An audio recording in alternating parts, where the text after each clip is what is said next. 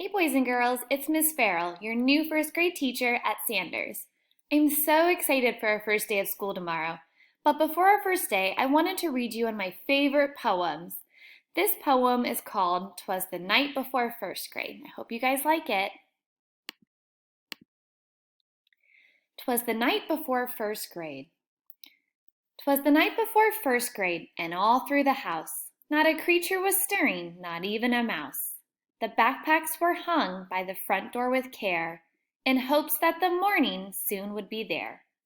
The children were restlessly sleeping in bed, while parents a million things rushed in their heads.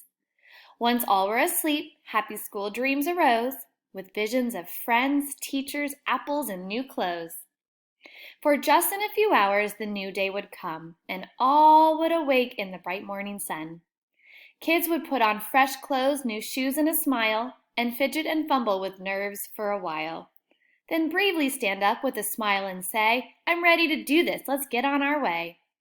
Parents would take a few pictures and wipe a small tear, for the long-awaited first day of school was now here. Happy first day of first grade to all, and to all a great first day. Sweet dreams tonight, Miss Farrell.